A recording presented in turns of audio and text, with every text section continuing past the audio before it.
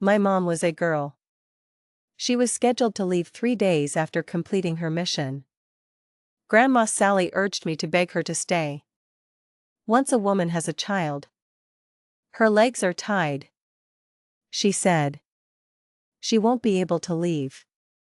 My dad, the emperor, looked down from his throne and promised, "If you stay, I will make him crown prince." Even the 2 crown princes and my own older brother gently instructed me. "You must find a way to make your mom stay. Otherwise, you'll be a child without a mother. And even a dog passing by will step on you." It turned out that if she stayed, I would inherit the throne and live a life free of worries. Mom's face was bathed in tears. Everyone looked at me expectantly. I nodded, then stumbled and ran towards Mom, slapping a dog on the way. Then, with all my might, I pushed Mom away. "Run. Don't look back. And forget about me." Hey guys. The full story is complete. If you follow me, you can see 10 completed works I post a day. Melancholy Potato reminds you, I'm about to start rambling. I live in a novel about a mother chasing crematorium. My mom is a girl who was inexplicably thrown into ancient times by a system. Met my dad, and then gave birth to me when I was 6 years old. Dad's affection for her reached full marks, and the mission was completed. A ding sounded in all our minds. Yes, you heard right. The system was my mom's system. But it publicly announced that the host had completed the mission, and the channel would open in 3 days. The host could choose to return to modern times. Mom stroked my head, her lips pressed together, showing no emotion. "Do I have to leave in 3 days?" The system's voice was cold. "Yes. If the host does not leave in 3 days, she will permanently lose the opportunity to return to modern times." I subconsciously clutched Mom's hand and asked her, "Mommy, will you leave here?" Mom didn't speak, but instead had the nanny take me to do my homework, saying I couldn't eat dinner until it was done. Mom had always been distant from me. Other mothers would hug their children and kiss them repeatedly, but I could only stand unsteadily by Mom's leg, reaching out for a hug. Seeing Mom frown, I instinctively lowered my hand. My second and third brothers were playing with a few younger siblings, and I wanted to join them, but Mom wouldn't allow it, making me study with the tutor instead. My 7th sister's mother knew how to embroider. My 12th sister's mother knew how to cook. And my older brother's mother knew how to sing lullabies. But I had never heard such songs. I knew Mom didn't love me, but I never knew why. Now I know, because everything here was just a mission for Mom. Both Father Emperor and I were part of it. I found it incredible that Mom took 7 years to complete the mission, because it was too long. Mom was smart, beautiful, kind, knowledgeable in astronomy and geography, and skilled in social etiquette and cooking. I couldn't understand why Dad was so brain-dead that he wouldn't love her more often. I wondered why Mom chose Dad in the first place. I asked him, and my usually free-spirited and proud mom lowered her eyes. Later, I learned that Mom and Dad had gotten drunk and slept together, were discovered, and hastily got engaged. Even though she was the most vibrant and captivating woman of her time, she was still a woman. Imperial power and patriarchal authority forced her to marry, and she had no choice but to marry. Later, Mom went on campaigns for Dad, who was then a prince, helping him win over court officials and recruit talented people from all over the country. She single-handedly helped Dad This embroidered pillow, a term for someone who looks good but is useless.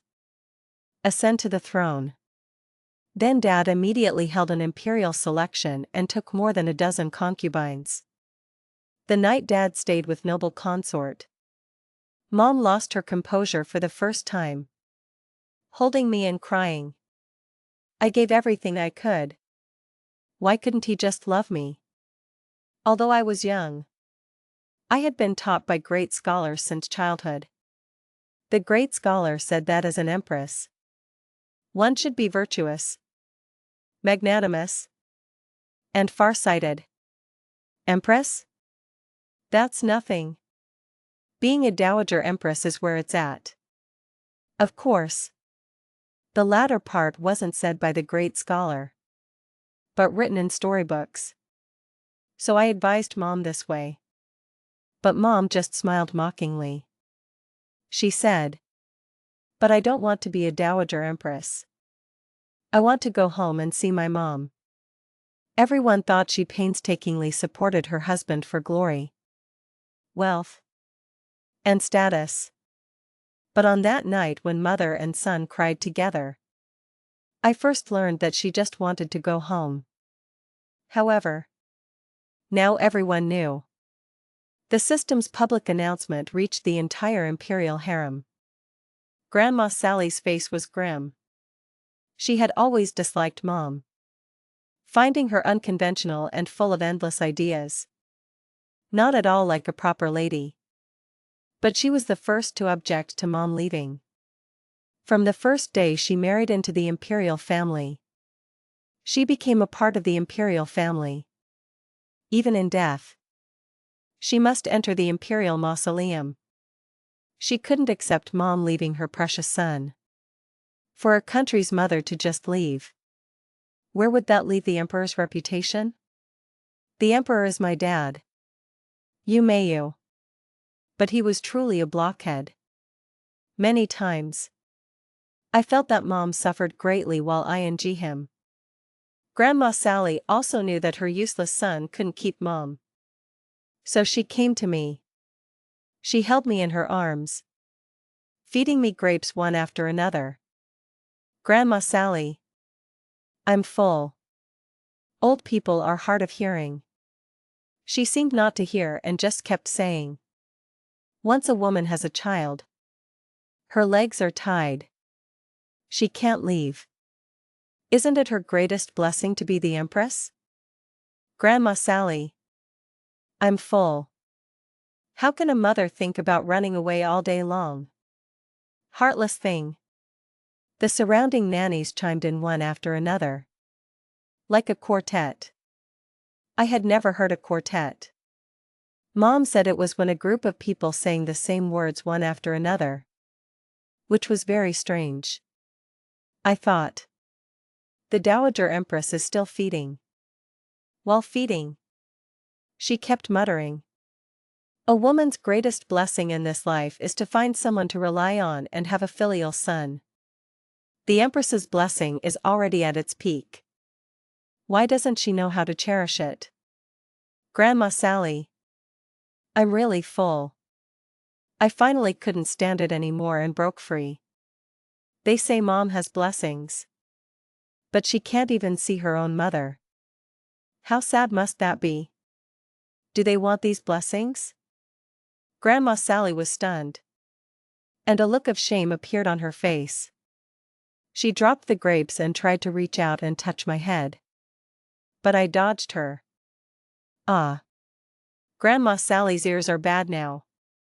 I suddenly felt even sadder.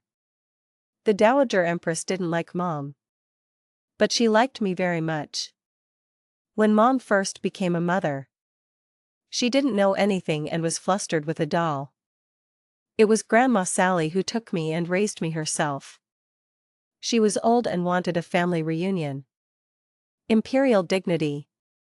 And me, her grandson, to not lose his mother. Ah. When the time comes, you just hug the Empress's leg and cry. Her heart will soften, and she won't be able to leave.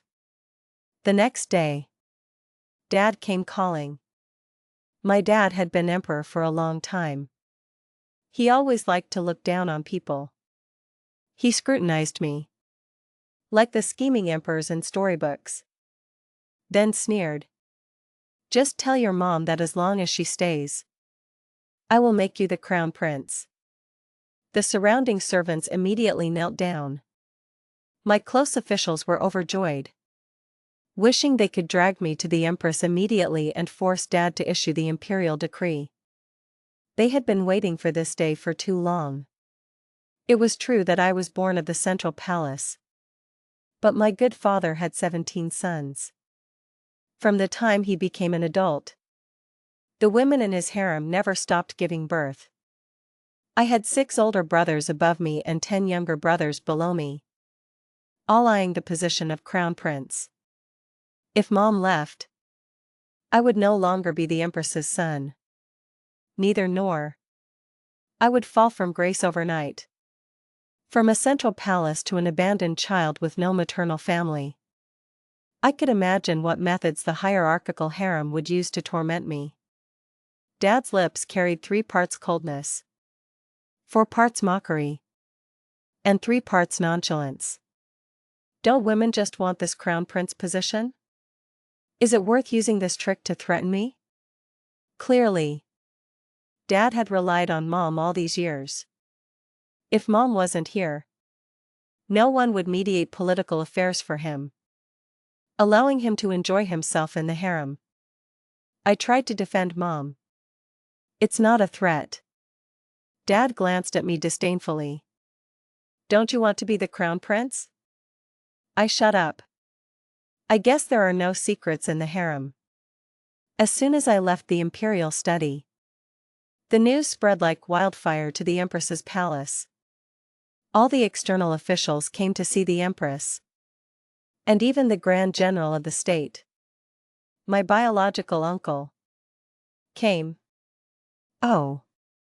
You say women shouldn't meddle in politics here? That's not the case here. Dad. That good for nothing. Couldn't even understand official documents. So he threw everything to Mom to handle. That's why I say these court officials are both open-minded and pedantic. Open-minded because they could accept my mom, a woman, as their leader, and would come to her for advice on uncertain matters. Pedantic because even so, they still felt they had to support a man as emperor. It was as if with Dad, a man, sitting on the dragon throne. The 3 cardinal guides and 5 constant virtues they always spoke of wouldn't be in chaos. And patriarchal authority and husband's authority would still be firmly in their hands. So they eagerly hoped I could become the crown prince. I was Mom's child. And a son. He should wholeheartedly support me and uplift me without any selfish motives. I entered just as my uncle, agitated, had driven out all the ministers and was arguing with Mom. Why on earth do you want to go back? Here. You're the empress. Your brother is the grand general. And your son is the crown prince. You have glory, wealth, and everything you could ever want. Did a donkey kick your head?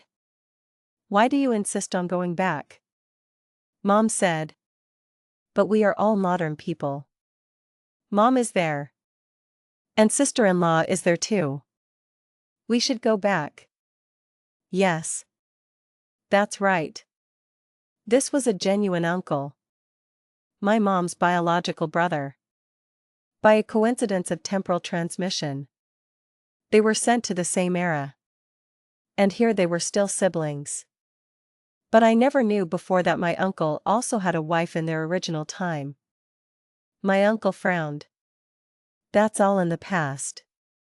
Now we've settled down here. Over the years, the imperial uncle had become powerful and influential, with nearly 100 servants under him. If you didn't investigate, you really couldn't tell that he wasn't from this world.